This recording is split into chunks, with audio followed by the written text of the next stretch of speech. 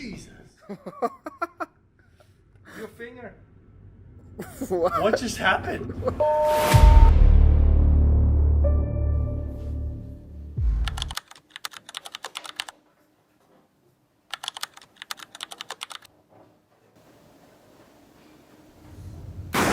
Jesus. Your finger. What just happened?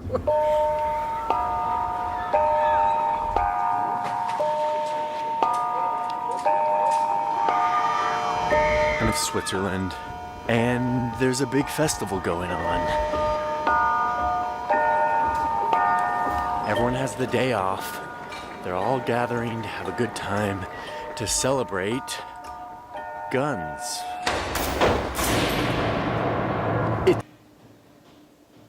Celebrate guns.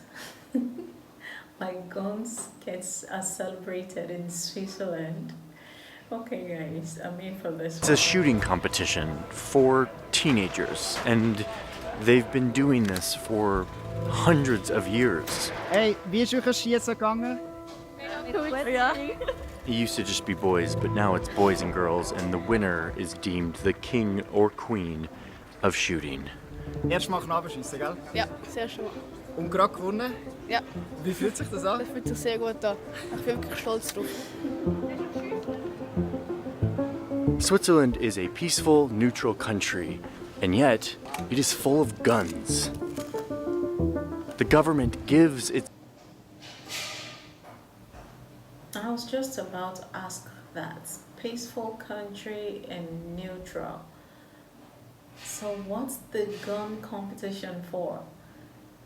Okay. citizens guns and trains them how to shoot. Every village is required to have access to a shooting range. We have almost as many guns per head or per person here as in America. Back home in the United States, we also have a lot of guns. But the culture around guns is a little different. The right of the people to keep and bear arms shall not be infringed. The country, Switzerland, proves that there's no need for more gun rules. Gun is the #1 cause of death among children in the United States, yet we don't have the will to stop it. Switzerland has the lowest crime rate in Europe. That's all we have at this point. God and our gun. I really want to get to the bottom of this gun culture thing, why these two countries have such vastly different relationships with guns. So I delved deeper than I usually delve, and found myself digging through old literature from Scottish political philosophers and looking into the constitutional archives, talking to Second Amendment experts, talking to military historians from Switzerland, and it's finally all clicked for me, and I want to share that with you. So, buckle up for what is going to be a wild ride through history and an adventure through Switzerland.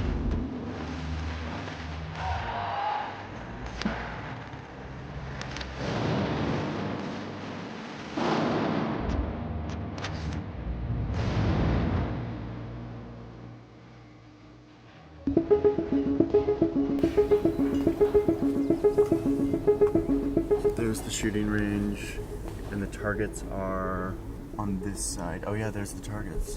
Oh, I hear them. Holy smoke. So they're literally shooting over the road right there. Oh my god, there's people. Jeez. There are bullets flying over our head right now? Oh my god. That is such a weird feeling. Headed to a shooting competition right now at this shooting range surrounded by beautiful Swiss mountains. The sound of these guns, my god, it's like a war zone. Good morning. Oh wow. But it's only 6 rounds? Yeah. But it's single loaded, so you always have to cock it, yeah. Then you can make the rig wider and smaller. Yeah. And you can even As I'm standing here, you realize like the cars are right there. You could easily shoot them if you wanted to, if you were standing up. Like, I knew that this existed. I saw the Tom Scott video a few months ago. I thought it was like there was one crazy shooting range in Switzerland that goes over a road. I didn't realize it was common. It's a friendly competition. It's all very wholesome. You see these young kids that are like keeping score, tabulating all of the results. I've been hanging out with the president of one of these shooting clubs, trying to understand a little bit better about what this event and things like this represent for these communities. The military law tells all the villages that they need to provide a shooting range or a possibility to shoot. After a while of observing this competition, they told me that it was my turn to shoot. But first, I needed to learn how to use one of these guns. We got the ammo, military provided at a discount. Just try again. So you're right-handed? yep, I'm right-handed. Okay. How do you Is there a aim? telescope in there? Like, how am I seeing that far down? No, there's no telescope. There's no telescope. No. Oh, that's what makes it. You're not allowed to use any sights, any optics at any competitions in Switzerland. Okay, so you're gonna make sure I don't hit any of these cars. Yeah. No, Now you're not able to see any cars anymore. Nope, no more Okay, cars. so no more cars. No more problems about that. Yes. Maybe move a little bit further. Yeah. You ready? Yeah, I think I'm ready. Yeah. Whoa. Now it's loaded. It's ready to shoot. Oh my Okay. god. Okay. Target 19. Target 19. Here we go. Very slow. Now you pulled all the way through. Oh, I did. Yes. Yeah, exactly. Yes. I forgot about That's that. why normally we train how that works. But you hit the target. I hit the target. Yeah. That's good. You Okay. actually hit the target. That's good. Oh, now- there we Now go. we saw it. I'm getting better. As I shot in my first gun competition, I was surprised that my instructor kept telling me to relax, to breathe, to turn inward. Exactly. Yeah, that felt Now way we more hit relaxed. the 10. Oh, there we go. Here we go. Wow. I turned inward, relaxed, and I hit the 10. Yeah. Sharpshooter over here. Wow, this is addictive. I definitely see, I could do this all day. So this is like relaxing or calming down for me. Sometimes I feel like going into another world. You turn your focus from focusing outside, you're focusing inside.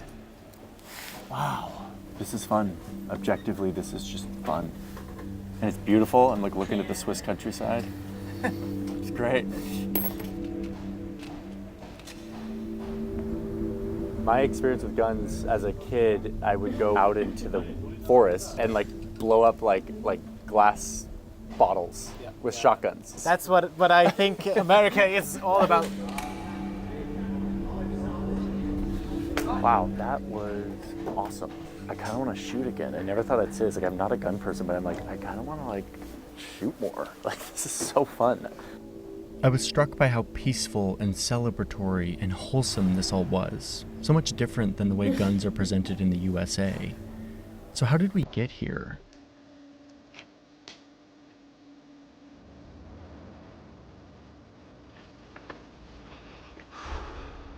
The story of Switzerland starts here. Well, actually down there, at that lake, in a little green valley where a group of people came together and made a promise to each other 700 years ago. And with that promise came a myth.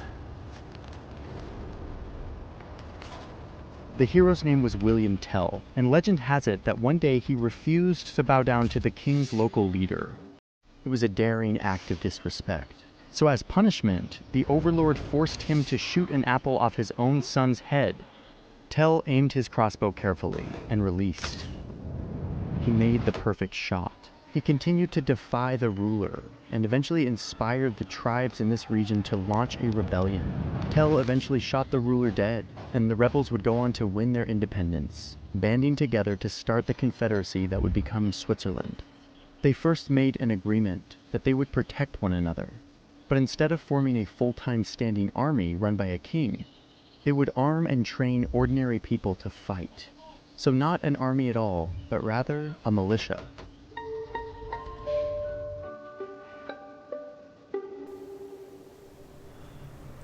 I'm now going into a shooting range that is in the mountain, in a dugout bunker.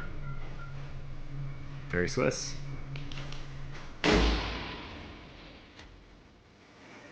It feels like the old bunker days. Yeah. Exploring a bunker, but I'm in a shooting range. Mind-blowing way. It's like a maze in the mountain with just a bunch of rooms shooting. Okay, so now I'm fully loaded. Safety off. I'm gonna take safety off. Yeah, if you're on the target, if you are on the target and you want to shoot, you can take the safety off. Okay. Or not. Okay. Shooting through the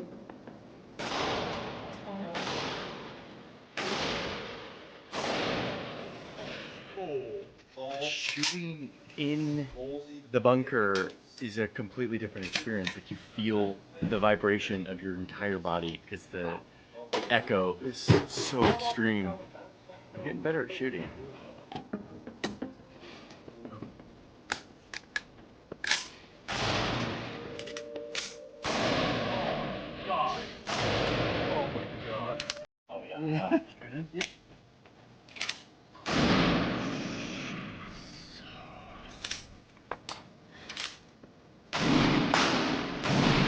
You never shot before, right? No. 2 days ago I started.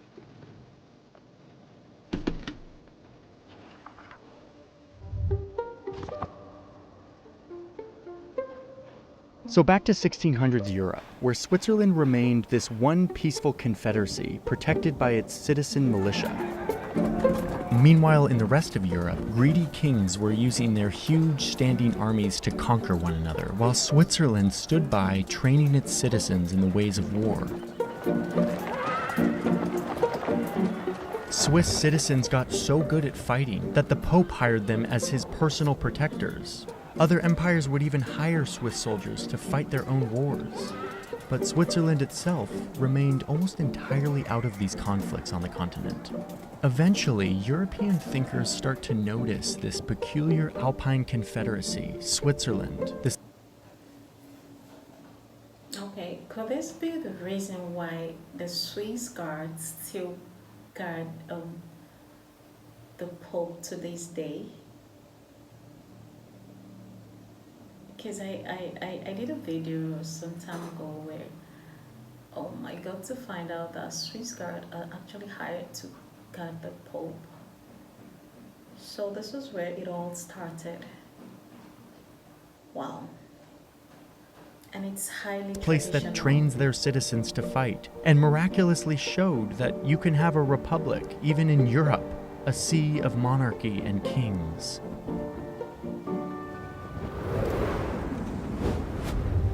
I've been reading a lot of old European political literature, and you start to see this phrase pop up to describe how Switzerland defends itself, using a well-regulated militia.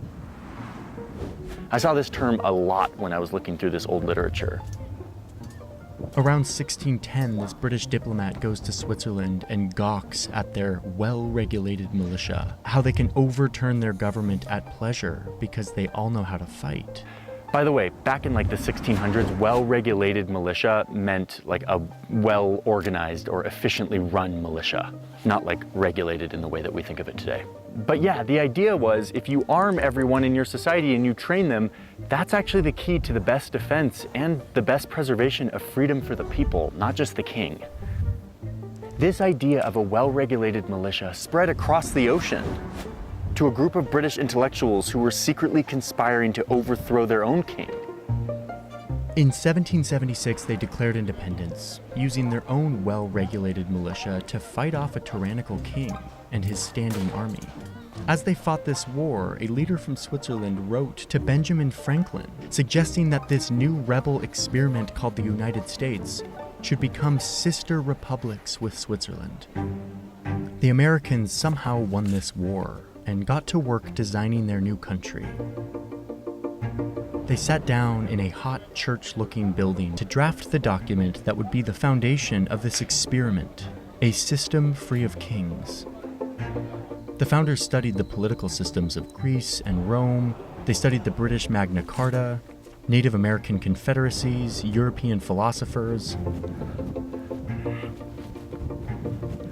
But then there was John Adams, one of the founders who was kind of obsessed with Switzerland at this time. He studied their system, and he was amazed at how their militia worked, how they required everyone to have a gun and to have ammo, and they wouldn't let them get married unless they did. He wrote all about this in a treatise on different government systems right before he wrote the Constitution with his fellow co-founders. Switzerland was a model. It was the republic that had resisted tyranny and been able to stay free in a Europe full of kings. And when it came time to write the actual Constitution, you can see that a militia was enshrined in the Constitution itself. In the Constitution, the role of the militia is to protect the government, to protect the country from invasion or insurrection. And then after the Constitution, it became time to draft that sacred list of the most fundamental rights that would ensure that the American project remained free and full of liberty. The first of these 10 amendments would be freedom of speech and of expression, assembly, religion, and the press. But right after that, they write the Second Amendment, and it's about the well-regulated militia being vital, being necessary for the security of a free country. So to have a militia, the people must have arms. They must have a right to have guns. So now you have the Constitution, the Bill of Rights and the Second Amendment, and then a few years later, the well-regulated militia idea got enshrined in law when one of the first Congresses passed a law that said that every man doesn't just have the right to have a gun, but is required to have a gun and ammo and must train to use it so that the president could call on its armed citizens as its mechanism for defense. This whole legal framework was very clearly like, yes, you can have guns, but only if you are ready to use them to defend our country from invasion or insurrection. And sure enough, George Washington had to actually use this. There was this rebellion in Pennsylvania over taxes, and George Washington called up his armed citizens to march and tamp down on these rebels, and it totally worked.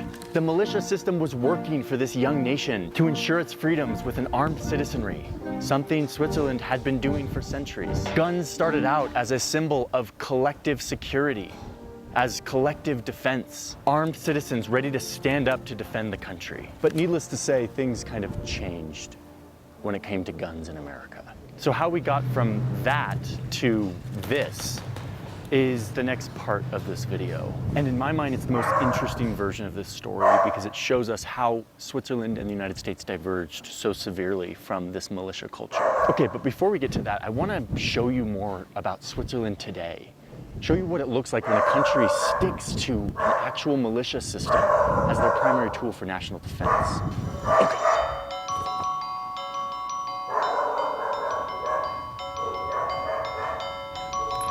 To better understand gun ownership in Switzerland, I visited a member of the Swiss Army.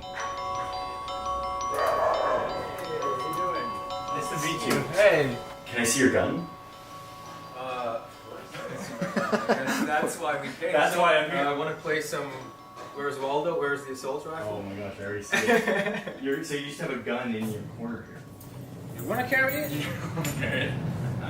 What's interesting to me is like for you, this is like no big deal. For me, this is a giant gun. Like this is, I don't handle guns. Like I held a gun like this for the first time like 2 days ago.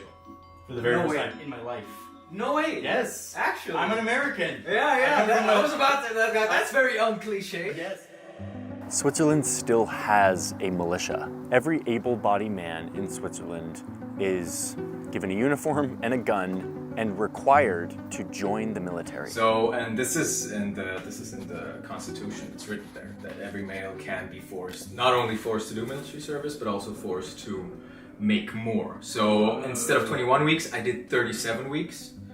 And in total, I have to do like 450 days. Up until the 90s, you would go to jail if you refused to do this. Now you just have to pay 3% of your income if you don't. I was also very against the military, and I went reluctantly. One of the first things you do in this initial training is you come to one of these clubs and you learn to shoot. It was kind of scary, actually, because it's all like 18 to 20-year-old guys, and it's just like, oh yeah, we're gonna go to shoot this gun now. Yeah. And it's like, here's ammunition, here's the rounds, and now you do what you learn. After the recruits complete their training, they return back to their normal jobs, to their normal lives, but they keep their firearm with them in their home. And then they're required to come to one of these private clubs every year to practice shooting. Die Armeeangehörigen müssen jedes Jahr eigentlich obligatorisch schießen und wir tun eigentlich mit dem Staat arbeiten, oder? It's called the obligatorisch. So it's obligatory or mandatory for people to shoot. This is my shooting book. Every time I shoot, there is like a little report. Somebody has to sign it. Of course, when you go shooting, you just take this out, but then it's just like this. Wow. And then you go to the public transport, just like that. You're just on. Just walking around on the train with your gun? Yeah. Really? Yeah. So it's actually similar to what the United States National Defense Strategy looked in like the 1800s, where every able-bodied man had a gun and was required to use it, required to be ready to defend the country from invasion or insurrection. Part of this is also being able to fight if it would be necessary, just to, protect our country. And this, self-defense thinking is part of our people and from Switzerland. What Switzerland doesn't have that we have in the United States is a Second Amendment, an articulated, unambiguous right to have guns. Instead, guns are articulated mostly as a duty to protect the country. And then, secondly, comes the privilege to use guns, to compete with them, to own guns, etc. For them, the duty came first. We have a tradition of more of a liberty tradition, and there it's more of a responsibility tradition. Essentially, everybody has to go. So this is kind of like one thing that unifies a lot of the male population here. And it's just like, you can meet a guy, and if he's done military service as well, you can talk for hours and hours and hours on end. And this to me makes all the difference. Like, these two different purposes of guns in society, whether they are a right for individuals or the duty of the collective. I think this is a major factor that divides these two gun cultures. If you could describe Swiss shooting culture in 3 words, what would those words be? Wettkampf, Kameradschaft, Tradition. And this is where it all clicked for me. I had thought that Switzerland's gun culture was the product of smart laws and gun policies. But being here, it was becoming clear that it was the militia system that was at the root of all of this. The requirement for every man to learn how to shoot as the main strategy for collective national defense, turning guns into a symbol of community and celebration, the center of large festivals all over the country, where Swiss traditions are celebrated with firearms at the center, like that teen shooting competition in Zurich, or this important shooting festival that takes place at the foot of the Alps along a beautiful Swiss lake, the place where the founders of Switzerland formed their confederacy in 1291.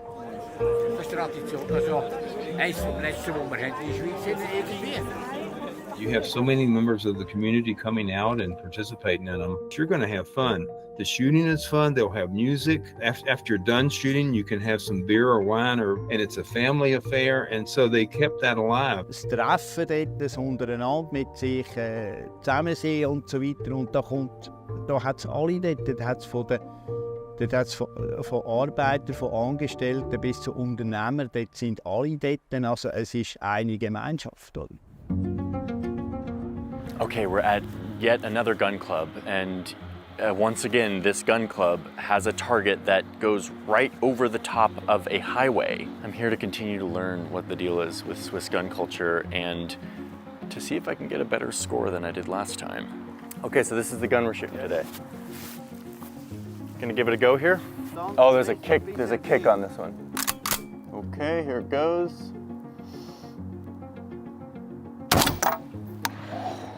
Wow, jeez.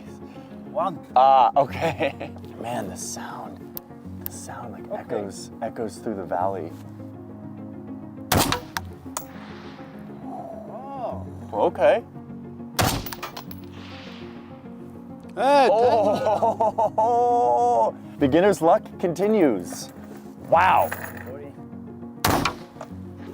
Oh, here comes the score. My scorecard. Okay, what do we have here? Also, only das ist nur so gross eigentlich wie ein Fünfliber, wenn man will sagen. It's the beginner's luck. Luck. This is my scorecard here. My moosh. What's it called? Moosh? Moosh. I got the moosh. Yeah, so 300 meters away. To think that this bullet just traveled across the valley, over the cars, and hit a thing that's this big is pretty satisfying. So while I'm sitting here shooting bullseyes right below us, not only are there cars, but there's a guy just mowing the lawn. Like there's a guy mowing the lawn right there under the shooting range. this place is at once super buttoned up when it comes to guns and seemingly very relaxed, but it's not relaxed. As I visit these gun clubs, it's striking how much these feel like a magnet for community, a gathering place for the community, a collective activity and competition that everyone in the community can enjoy. I'm so used to guns being associated with danger and division and politics and fear, but here it just has such a different feel than what I'm used to. Thank you so much. I really appreciate your time. Thank you. This is really good. It's been a really enlightening experience visiting all these shooting ranges, and what it's taught me is that guns here in Switzerland are a totally different thing than they are in America. Like, they're a completely different symbol. They have a very different purpose. They have a very different meaning. And that's kind of surprising to me because remember that the United States was founded on a lot of the same paradigms as Switzerland when it came to having a militia and having firearms in society as a form of collective defense. So to understand how these two gun cultures so greatly diverged despite having similar roots, you have to understand what happens after the Constitution, after the Second Amendment. I have the right to protect my family and myself. What do you think about American gun culture? Like, what's the view? Bonkers. Like, the fact that everybody has a gun in America, it would make me feel uneasy. I'm used to being in the proximity of guns and allowed the gun. I don't know how you guys do it. And if he tries to take our guns, he can take them from our cold, dead hands. There has been a shooting at a synagogue. Get off of my porch right now. Gun control, all it's going to do is take the guns out of the people that obey the law. 3 people are killed in Jacksonville, Florida today after what appears to be a racially motivated hate crime. So after its independence, the US quickly learned that while a militia is great for defense, deterrence, and neutrality, it is not good for one thing: conquest. Beginning in the 19th century, the US expanded west very quickly. They fought other European colonists and Native Americans for their land. They would eventually fight each other in a civil war. These kinds of operations were too big for militias made up of everyday citizens. Instead, they needed to establish and fund a centralized, professional standing army. And this was just the beginning. By the time the 1900s rolled around, the US had grown into something that Switzerland never was, and probably never will be: an expansionist empire, using its sprawling permanent military to wield influence around the globe. By the middle of the century, it would become the largest and most powerful military to have ever existed.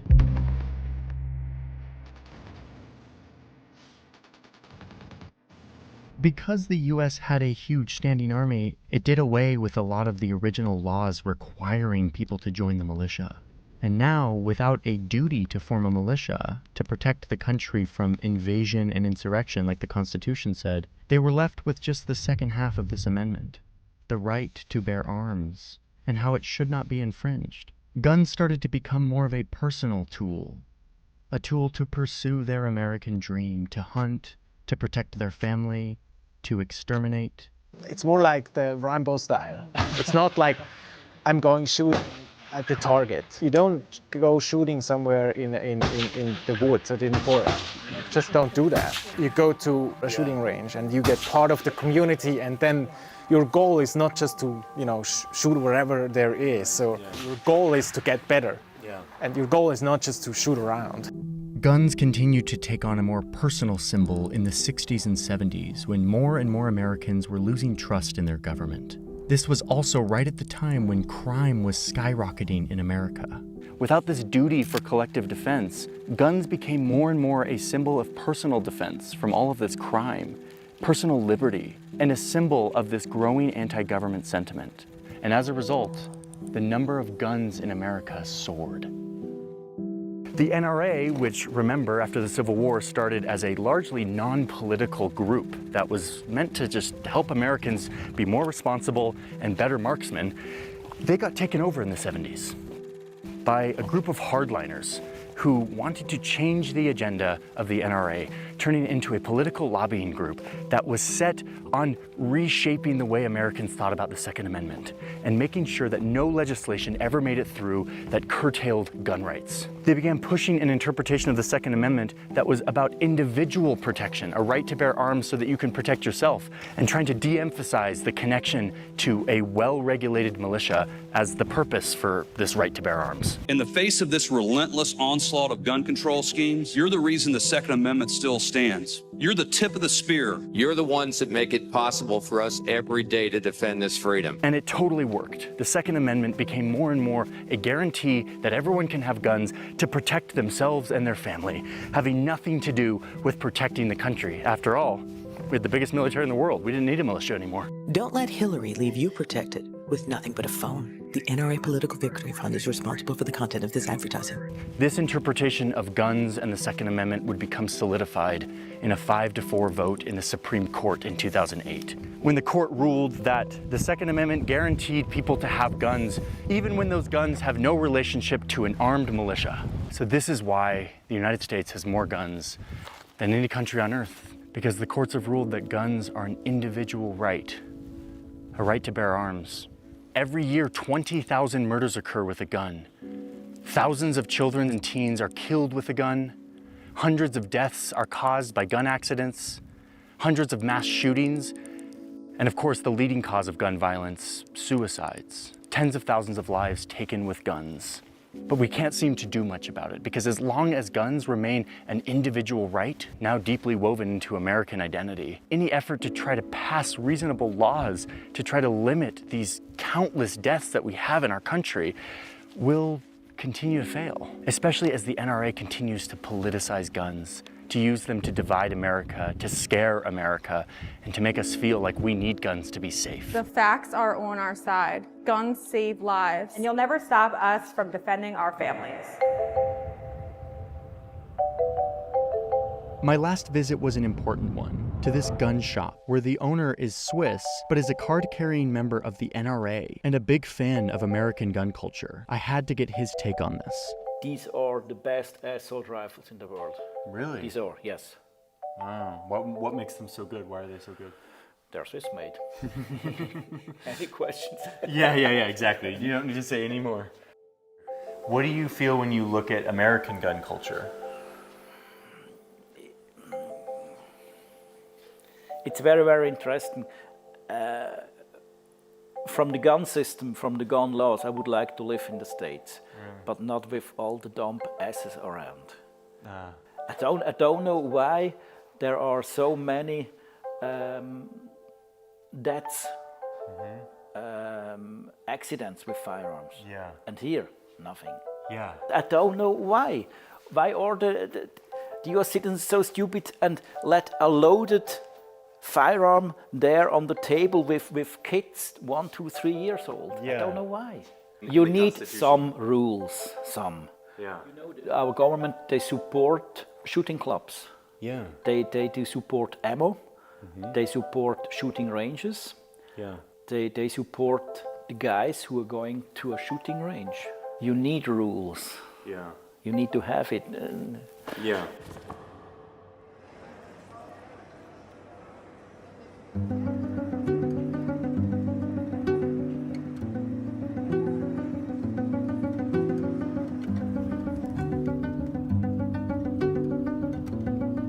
So, here's my conclusion in all of this.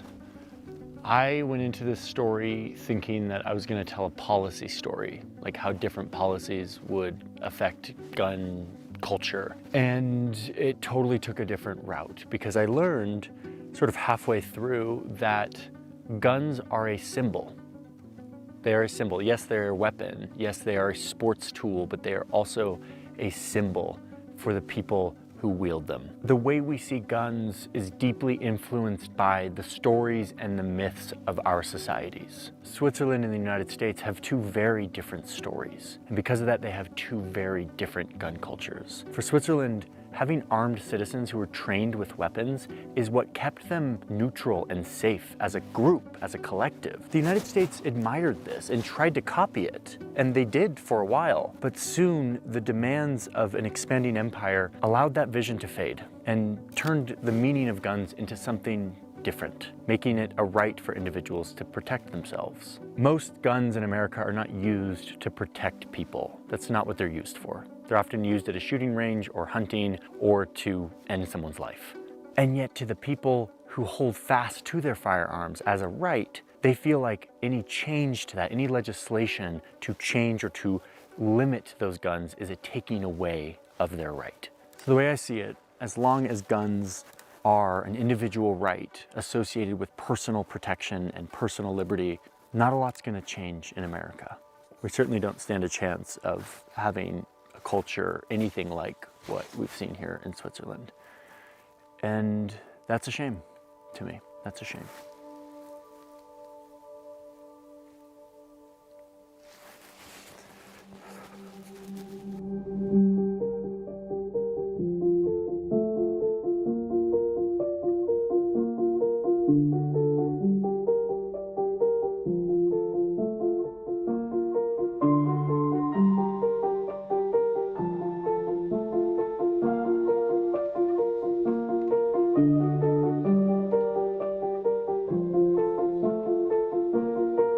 Hey, before you go, I need to tell you one last thing, which is that we made probably our last batch of the poster that I designed last year. It's a poster called All Maps Are Wrong, and I'm very proud of it. It shows all the ways that you can take our Earth and project it onto a 2D plane, which always comes with some distortion.